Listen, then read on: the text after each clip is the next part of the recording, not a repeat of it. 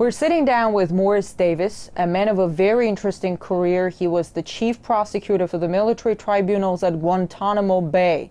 In 2007, he resigned over his objection to the use of evidence obtained by torture and to what he saw as growing political interference in those military tribunals.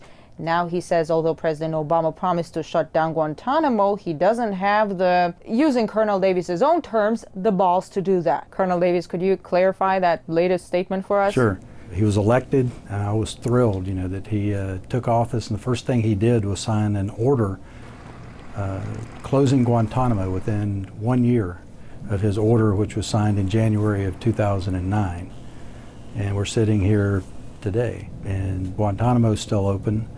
The military commissions have resumed, and in my view, the president just didn't have the balls to follow through with doing the right thing. Do you think it's because when he became president, he learned things that he hadn't known before? I don't know if he learned things that he didn't know before, or he faced a bigger obstacle than he anticipated.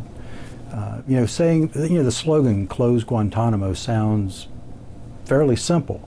Actually following through and doing it is a much more difficult process. They're saying the reason we're not shutting down Guantanamo is because we don't know what to do with remaining detainees. Other countries don't want to have them. Well, we haven't helped ourselves in that front. The Uyghurs, for instance, the Chinese Muslims that were cleared years ago, is not being a threat to the U.S. We've begged 24 countries to help us out. They're not a threat. Take the Uyghurs. And a few countries did. A couple of years ago, a judge here in Washington, D.C. ordered the Uyghurs released and brought to the U.S. And suddenly our government said, oh no, they're too dangerous. We can't have them in the U.S. So while we begged other countries to help us out and take some of the detainees, we've never been willing to take one ourselves. So we're a little hypocritical on that front. Colonel Davis, you were the chief prosecutor at Guantanamo. I want to know, how did you go from being an advocate of the process to being a hardline critic of the practices? I took the job as chief prosecutor in September of 2005, and I believed at the time, and did for most of my tenure, that we were committed to having full, fair, and open trials. My policy had been we were not going to use any evidence obtained by waterboarding or any of the other enhanced interrogation techniques that most people call torture, and I had support above me for doing that. Then in the summer of 2007, some new people came in and said, wait a minute, President Bush said we don't torture. So if President Bush says we don't torture, who are you to say that we do? And we've got all this information that was collected that you're not using, you need to get in there and use it. And that was when I felt that our commitment to full, fair, and open trials had diminished, and I submitted my resignation. What would you say to those who claim the difference between President Obama and President Bush as far as their anti-terrorism policies is Bush would detain the suspects, torture them, prosecute them.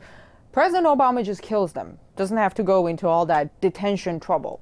Well, certainly, I think there's some facts to support that perception.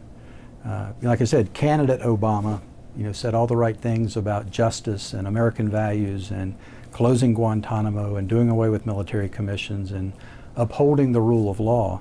And then once he gets in office, he didn't just embrace the Bush policies, he kissed them on the lips and ran with them, and has advanced them further than President Bush ever did, like killing an American with a drone strike in Yemen.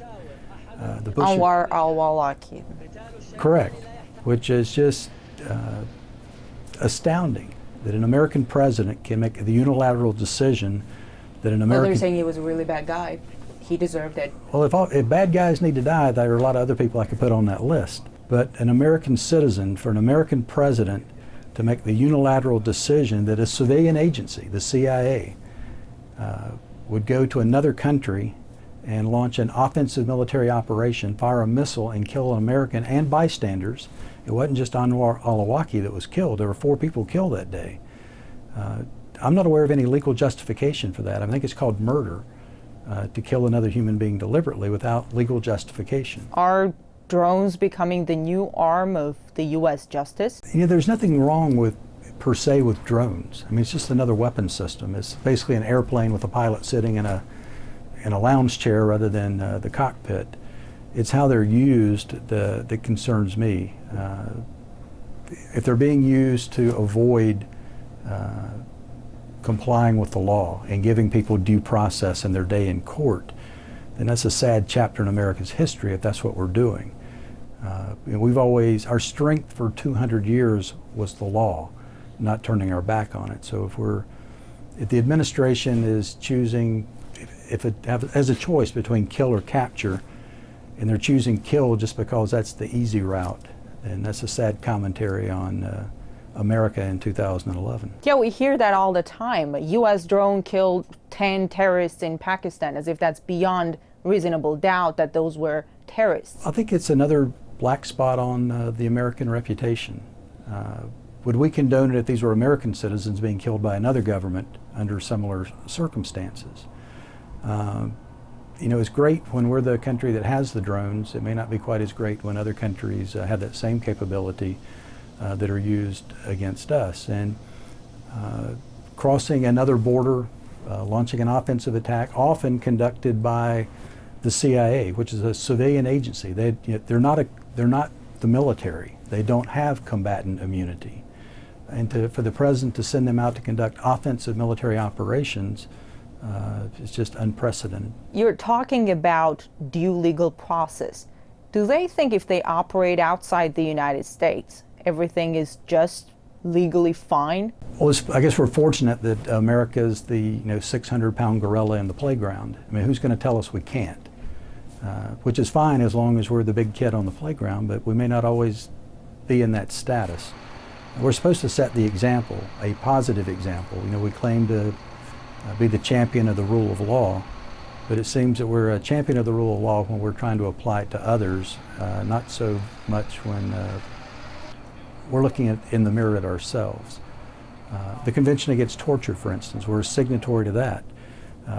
You saw recently at the Republican presidential debates where candidates said they would resume waterboarding. So, we love to criticize other countries, but we're not so good at holding up the mirror to ourselves. You were the chief prosecutor at Guantanamo. I was just wondering, what was the ratio of people who got into Guantanamo for a reason, real bad guys, and those who, let's say, did not deserve Guantanamo treatment? Well, if you accepted the Bush administration's characterization, you recall maybe Donald Rumsfeld, Secretary of Defense, saying, these men are the worst of the worst. They chew through the hydraulic lines on the airplane on the way to Guantanamo just to kill Americans. I think a lot of people bought that narrative, that all of these guys are the worst of the worst. There were a total of about 775 men that have been at Guantanamo at some point in time. There are about 170 left today.